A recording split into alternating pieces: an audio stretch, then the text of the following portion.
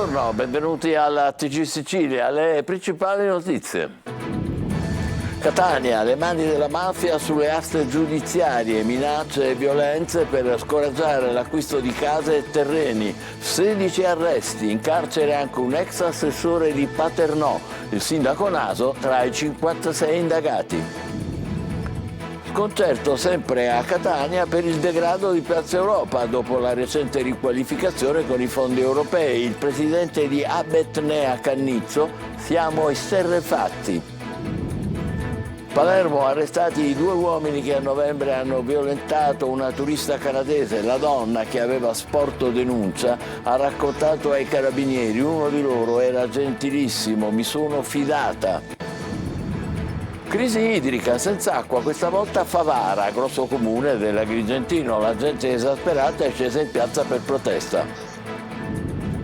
Antitrust contro Ryanair, abuso di posizione dominante ai danni di viaggiatori e altre compagnie aeree. Con gli extra, scelta del posto, bagaglio in cabina o in stiva, i biglietti crescono pure del 300%. Non solo vino, ma anche le eccellenze dell'olio siciliano in mostra al Vinitaly di Verona. Le bollicine dominano il mercato. Oggi in visita la Premier Meloni. Calcio, il derby è del Catania, il rigore segnato da Di Carmine vale 3 punti importanti nella corsa per evitare il play-out. Il Messina deve rimandare l'appuntamento con la matematica salvezza.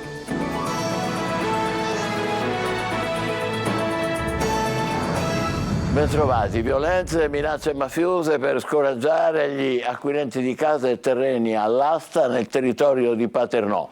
Tutto per favorire l'imprenditore di turno che si era rivolto al clan Morabito Rapisarda per riacquisire il bene perduto.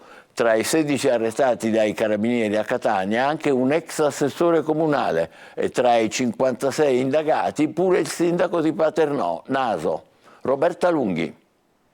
Il modus operandi delle turbative d'asta era il classico, cioè quello dell'avvicinamento dei soggetti interessati all'acquisto che andavano allontanati con intimidazioni. È partita dalla denuncia di un imprenditore minacciato l'inchiesta dei carabinieri di Paternò, coordinati dalla Didia Etnea, che ha svelato gli interessi del clan Morabito Rapisarda di Paternò, riconducibili al clan catanese Laudani, sul controllo delle aste giudiziarie di immobili nelle province di Catania e Siracusa.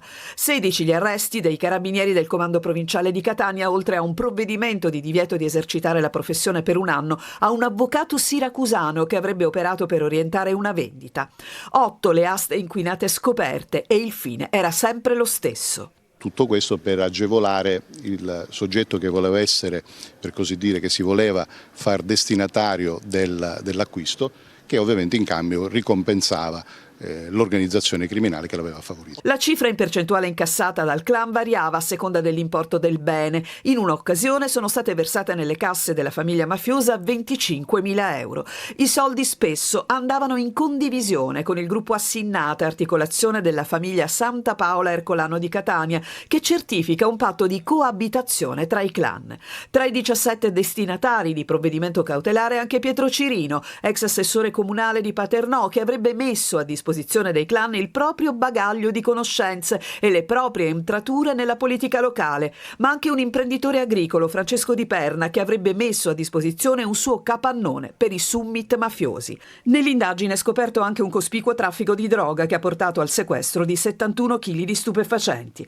Tra i 56 indagati dell'inchiesta, che si articola su più filoni, anche il sindaco di Paternò, Antonino Naso, eletto con delle liste civiche nel giugno 2022. Il reato ipotizzato è di scambio elettorale politico-mafioso. Per la situazione a Piazza Europa, che mostra evidenti segni di degrado, questo malgrado sia stata recentemente riqualificata con fondi europei. Il presidente di Abetnea Cannizzo dice: siamo esterrefatti. Tonino De Mana. Siamo sgomenti, siamo esterrefatti come associazione di categoria delle condizioni in cui versa Piazza Europa a pochi mesi dalla sua ristrutturazione, dal suo restauro.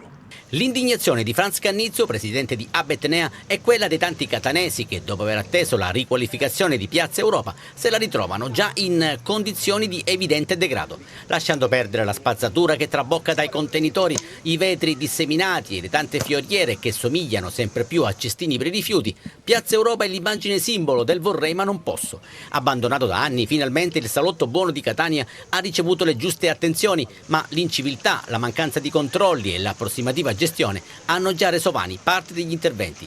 Davvero un peccato vedere le tecnologiche panchine smart ridotte in questo stato, dove è impossibile persino accomodarsi.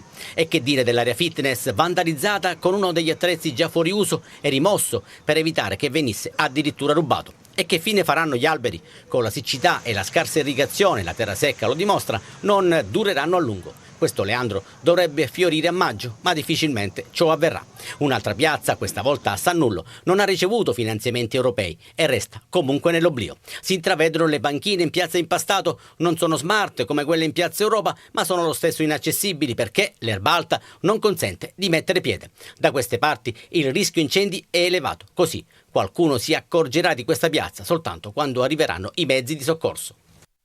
Restiamo a Catania, allarme sicurezza nel quartiere San Berillo, uno dei più antichi e affascinanti della città, tra attività ricettive e palazzi fatiscenti. I residenti ai nostri microfoni chiedono più sicurezza, decoro e maggiori controlli. Emanuela Corsi. Pulizia sicuramente, poi sicurezza anche quella. Pulizia e sicurezza. Chi vive nello storico e antico quartiere di San Berillo, tra attività ricettive e palazzi fatiscenti, chiede maggiori controlli. Siamo in una zona centrale della città, a pochi passi dalla Feroluni, Piazza Stesicora e il Duomo, e quello che vediamo sono soprattutto cumuli di spazzatura lasciati sulle principali vie della zona che fanno indignare residenti, turisti e passanti. Penso che i residenti vorrebbero la zona pulita. Qui si trova il palazzo della Sovrintendenza per i beni culturali. Pochi metri più avanti c'è una discarica. Nel quartiere non c'è soltanto un problema di rifiuti. Nel fine settimana appena trascorso la polizia, grazie ai cani antidroga, ha sequestrato una busta con 120 grammi di marijuana, materiale per il confezionamento e un bilancino di precisione, nascosti in un anfratto di un palazzo abbandonato, a conferma di un'attività di spaccio al minuto. Nelle ore serali c'è anche un problema di sicurezza, ci dicono. Spesso nella zona scoppiano liti e risse. Sicurezza alla sera non ce n'è proprio completamente, perché è pieno di extracomunitari. Bisogna stare attenti, molto attenti. È quello che è, lo conosciamo. San Berillo, nonostante tutto, resta uno dei quartieri più affascinanti di Catania e sono tanti i turisti che scelgono di percorrere le sue vie nella parte più antica della città. Palermo, arrestati i due uomini che a novembre scorso hanno violentato una turista canadese. La donna, che aveva sporto denuncia, ha raccontato ai carabinieri: uno di loro era gentilissimo, mi sono fidata. Marco Gullà. Quell'uomo era gentile e mi sono fidata. Inizia così il racconto di una ragazza canadese violentata da due uomini a Palermo nel novembre dello scorso anno. A distanza di 4 mesi e mezzo, 2 palermitani oggi sono stati arrestati dai carabinieri con l'accusa di violenza sessuale di gruppo. La turista canadese ha incontrato il suo violentatore in ospedale, dove era andata a trovare il fidanzato ricoverato. In difficoltà perché non conosceva l'italiano e perché era a Palermo per la prima volta, ha chiesto all'uomo, un inserviente, una serie di informazioni. Da lì è iniziato il suo incubo. La vittima si è fidata, ha trascorso la serata con l'uomo, è stata fatta ubriacare, poi tutto è cambiato. Ero felice e mi stavo divertendo, quindi non mi sono resa conto del tempo che passava. Lui era gentilissimo, ha raccontato ai carabinieri. I due hanno poi raggiunto un amico e la violenza si è consumata nella stanza del B&B dove la donna canadese alloggiava. La vittima, che aveva i dati del profilo Instagram dell'uomo, ha indicato chi fosse agli investigatori. Così sono iniziate le indagini, le ricerche del complice e oggi gli arresti. Crisi idrica in Sicilia, senza acqua questa volta a Favara, grosso comune dell'Agrigentino. La gente esasperata è scesa in piazza per protesta. Davide Sardo. Come già paventato da più parti, la crisi idrica perdurante che attanaglia la provincia agrigentina rischia di sollevare problemi di ordine pubblico e le comunità sono già in agitazione, come a Favara, circa 35.000 abitanti in provincia d'Agrigento, dove l'acqua attualmente è erogata ogni 8-10 giorni. La popolazione è avvilita, esasperata e ha deciso di mobilitarsi in piazza per gridare il proprio disagio. Abbiamo fatto 2 manifesti, Favara a sete e l'acqua quale vita, vita e noi vogliamo vivere, perché oggi questo diritto, il diritto ad avere l'acqua giornalmente qua soprattutto nel nostro territorio a Favara sta mancando e questo non è più tollerabile. Il servizio idrico non si fa facendo le preghierine perché piova, il servizio idrico si fa programmando gli interventi sulle reti idriche con l'Abrodo, sugli invasi, sul reperimento di nuove fonti d'approvvigionamento. Favara non è un'eccezione, tanti altri comuni agrigentini sono assetati come in tutta Sicilia, gli invasi sono a secco, in decenni non si è stati capaci di pulire i fondali, di tamponare la dispersione idrica che oggi è al 50%, di insediare altri invasi, di installare i dissalatori. Tanti sono stati gli annunci e proclami di tanta gente votata dai cittadini e che poi se ne è infischiata. Adesso i nodi sono al pettine. A Caltanissetta il Tribunale ha confiscato beni per un valore di 400.000 euro nei confronti di Michele Zarratana, considerato vicino a Cosa Nostra e già in carcere per usura, droga, riciclaggio e truffa. La confisca ha interessato 2 ditte e una SRL nei settori del commercio di auto e della cura della persona. Ponte sullo Stretto, esposto alle procure di Messina e Reggio di oltre 40 professionisti, tra magistrati, avvocati e docenti. Contestano le procedure adottate per il via libera al progetto. Nel pomeriggio si unirà ai No Ponte a Messina Giuseppe Conte, leader dei 5 Stelle. Francesco Triolo. Oltre 40 professionisti, magistrati, avvocati, docenti universitari sul piede di guerra contro il ponte sullo Stretto, con uno esposto presentato alle procure di Reggio Calabria e Messina e alla Corte dei Conti, che fanno il paio con quelle di Alleanza Verdi e Sinistra e PD al Tribunale di Roma. I professionisti hanno messo insieme carte e documenti per contestare la legittimità del ponte anche dal punto di vista procedurale, soprattutto gli ultimi 2 passaggi dell'iter, il parere del Comitato Scientifico della Stretto di Messina e la successiva delibera di approvazione da parte del Consiglio d'amministrazione della stessa società. Ai magistrati si chiede di verificare che tutto sia stato fatto secondo le norme e in maniera regolare. I 40 firmatari hanno evidenziato come le 68 raccomandazioni dimostrano una piena consapevolezza della irrealizzabilità dell'opera allo stato attuale delle conoscenze scientifiche e delle sperimentazioni fatte. Tra i vari appunti quello che la macchina che dovrebbe testare la tenuta dei cavi portanti del ponte sullo Stretto deve essere ancora concepita e costruita. In più sostengono il nuovo progetto non ha mai avuto una valutazione di impatto ambientale positiva e ha incassato parere negativo riguardo l'incidenza dell'opera sui siti della rete Natura 2000 tutelati dall'Europa. Intanto oggi pomeriggio a Torrefara arriverà il leader del Movimento 5 Stelle Giuseppe Conte per un sopralluogo sui luoghi oggetto di espropriazione dove dovrebbe sorgere il pilone ed un incontro con gli abitanti ed i comitati No Ponte. Ryanair, la compagnia low cost irlandese, finisce nuovamente nel mirino dell'antitrust. 17 tratte sono gestite dalla compagnia in regime di monopolio e adesso c'è anche il tentativo di sostituirsi alle agenzie di viaggio ostacolando i pacchetti turistici oltre allo stratagemma bagagli il cui costo ormai è salito al 230%. Manlio Viola. Abuso di posizione dominante. L'antitrust apre un'istruttoria nei confronti di Ryanair accusandola di voler estendere il proprio potere di mercato all'offerta di altri servizi come quelli turistici o alle agenzie di viaggio. La compagnia irlandese dunque è ancora nella bufera dopo lo scontro prolungato con la regione siciliana dei mesi scorsi per il caro voli, con le istituzioni che hanno più volte contestato un costo troppo elevato dei biglietti. Secondo l'autority guidata da Roberto Rustichelli, il vettore aereo impedirebbe la vendita dei biglietti alle agenzie allo scopo di sostituirsi anche ai tour operator e alle agenzie di viaggio e di mantenere alto il prezzo. Ora Ryanair avrà 8 giorni per rispondere e giovedì 18 aprile i suoi rappresentanti potrebbero presentarsi in audizione al collegio dell'antitrust. Se la difesa non convincerà l'autority, la compagnia low cost sarà obbligata a rimuovere tutti i presunti ostacoli. Secondo i dati di ENAC, inoltre, la compagnia gestirebbe 17 tratte in totale monopolio in Italia. Una situazione questa che si aggiunge alla bassa concorrenza operata in generale e che aumenta il rischio di rincari in vista dell'estate. Secondo uno studio sui costi costi aerei, inoltre lo stratagemma più usato dalle low cost sarebbe quello del costo dei bagagli e proprio dei servizi aggiuntivi. Nel post pandemia proprio il costo del bagaglio è aumentato del 230%, passando per il bagaglio a mano in cabina da una media di poco più di 10 euro a tratta una media che supera i 30 euro. Insomma, una corsa al rialzo dei prezzi dei biglietti aerei che sembra inarrestabile. Alla Vinitaly di Verona mostra delle eccellenze siciliane, vino naturalmente ma anche olio, e oggi in visita c'è la Premier Meloni in diretta da Vinitaly, linea Luca Ciliberti. Vai Luca.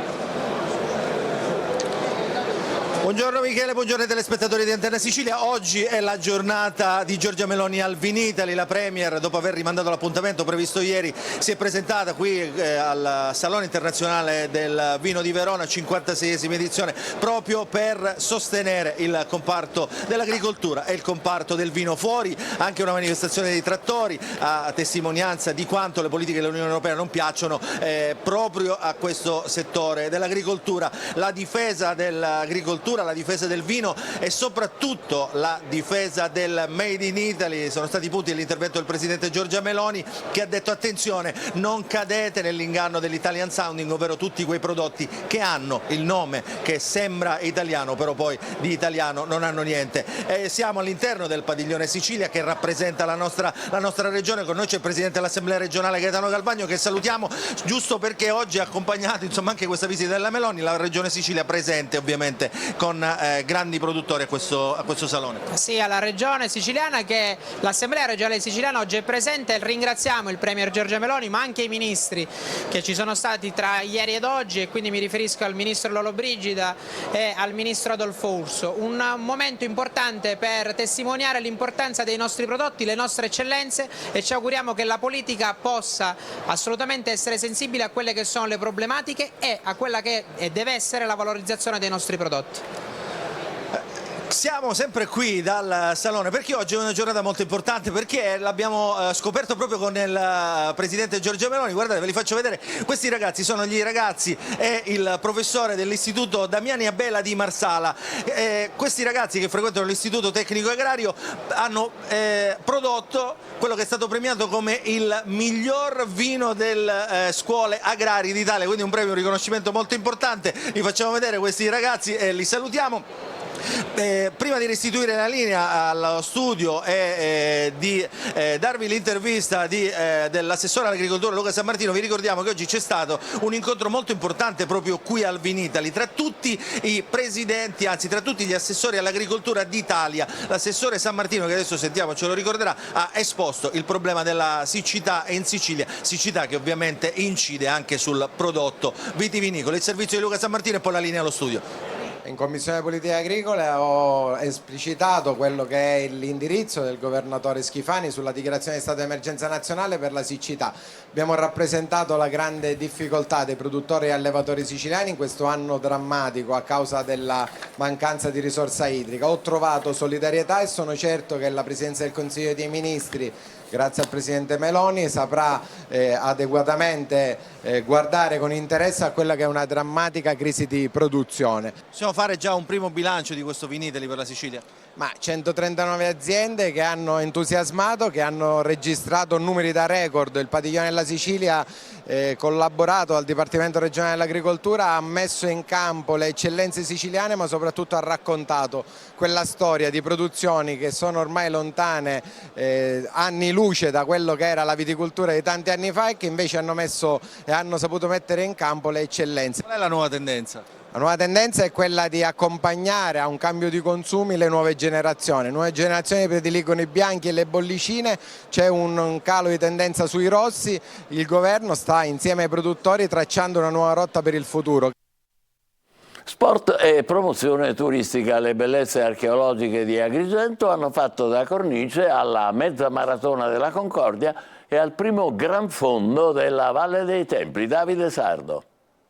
È stata una domenica all'insegna dello sport e anche della promozione turistica per Agrigento. Infatti 2 corse, una a piedi e l'altra in bicicletta, hanno attratto l'attenzione mediatica e la città ha accolto più di 1500 atleti in viaggio da ogni parte della Sicilia e del resto d'Italia. Favorite dalle ottime condizioni climatiche, hanno riscosso successo la mezza maratona della Concordia, giunta alla 20ª edizione, con la presenza di oltre 1200 atleti di ogni età, con il percorso che ha attraversato anche la via sacra nel cuore della Valle dei Templi.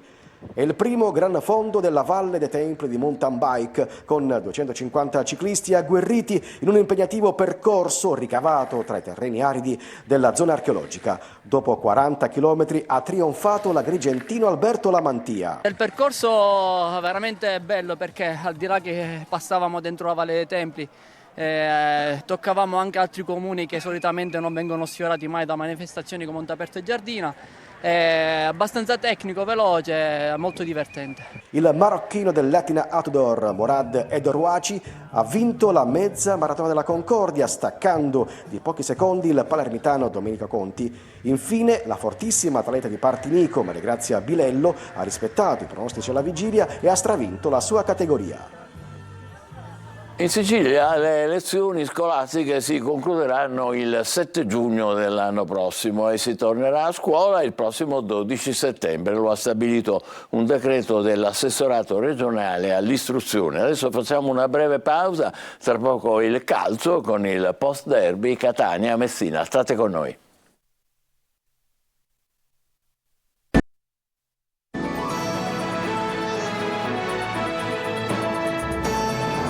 Riprendiamo con il calcio, il Catania vince il derby con il Messina, ottimo primo tempo, gol vittoria su un rigore contestato, secondo tempo più difficile e brivido finale, ma i rossazzurri adesso vedono la salvezza e dunque i play-off. Marco Carli. 20.000 tifosi che esultano con i giocatori. Il quadro finale di un derby tirato, ma in cui il Catania ha messo cuore, orgoglio e anche qualità, quello che è mancato in tanti precedenti in campionato. Col Messina vittoria doveva essere, vittoria è stata, merito di un primo tempo e anche oltre, in cui gli etnei hanno tenuto in mano il pallino del gioco. Nei primi minuti Fumagalli ha salvato 2 volte, prima su Di Carmine, ben imbeccato da Peralta, che sa dare qualità e imprevedibilità. Peccato per la sua uscita anticipata per un problema al ginocchio, da valutare anche Zammarini, che si è fermato durante il riscaldamento. Il portiere giallorosso si ripete sulla punizione diretta all'incrocio di Cicerelli, poi il contestato episodio di rigore che ha risolto la partita. Di Carmine segna e torna al gol anche in campionato. La vittoria era importante per noi, per la piazza, insomma, sapevamo che il derby è una cosa, diciamo, una partita molto sentita, ma per noi era importante per raggiungere, insomma, prima possibile i punti che ci servivano. Forse non ho mai visto il gruppo così unito, perché hanno capito il momento e non è mai troppo tardi. Le sofferenze non sono mancate anche nel primo tempo, con il triplo salvataggio con la palla che non entra grazie agli interventi di Bois 2 volte e di Castellini. Troppo importante portare a casa i 3 punti che potevano essere messi in cassaforte con il colpo di testa di Cianci a inizio ripresa e che rischiavano di sfuggire nell'ultima mezz'ora condotta dal Messina. La difesa comunque regge, anche se non manca il brivido finale con la traversa di Signorile. Complici le sconfitte della Virtus Francavilla e del Monopoli, che perde per questo gran gol di Riggio del Taranto segnato da centrocampo. Domenica con il Sorrento c'è il primo match point per provare a chiudere la corsa salvezza. Servirà lo stesso atteggiamento visto nel derby. Dopo la sconfitta del Massimino, il Messina ha rinviato l'appuntamento con la salvezza matematica. Domenica prossima al Franco Scoglio, scontro diretto con il Potenza. Sergio Colosi. La prestazione c'è stata, il risultato positivo no. Messina ha dominato per quasi un tempo dal Catania prima di scuotersi e giocare una buona ripresa, sfiorando il pari con la traversa scheggiata da Signorile al minuto 97. La classifica è una sentenza. A 2 giornate dalla conclusione, capitolo quasi chiuso in chiave play-off, mentre per la salvezza serve almeno un punto. Giacomo Modica non cambia il Messina e gioca il derby con 3 esterni offensivi e Plescia in attacco. La novità è Ragusa per Emmausso, entrato dopo il riposo. L'inizio non è autoritario né da squadra che esalta il collettivo. I 21.000 del Massimino pesano sull'approccio alla gara dei giallorossi, che subiscono tanto con Fumagalli decisivo, fino all'episodio del rigore contestato, l'ennesimo di una stagione a dir poco sfortunata. Per l'ennesima volta si sbaglia, quindi c'è amarezza in questo, perché purtroppo stiamo andando a casa con una sconfitta, però mi tengo stretta alla prestazione di questi ragazzi che ancora una volta hanno dimostrato grande applicazione, grande abnegazione. Il Messina, fino a quel punto sfilacciato e impreciso, rientra in partita con i tentativi di Zunno e Frisenna. La ripresa palo a parte di Cianci offre un'altra versione della squadra peloritana che sviluppa gioco e azioni sino al brivido finale di Signorile. Dalla seconda parte di gara bisogna ripartire per preparare la sfida salvezza contro il Potenza, che è già in ritiro e esonerato i suoi vertici tecnici dopo il KO interno contro il Foggia. E noi ci fermiamo qui, l'appuntamento come al solito è alle 20. Grazie per essere stati con noi, buon pomeriggio.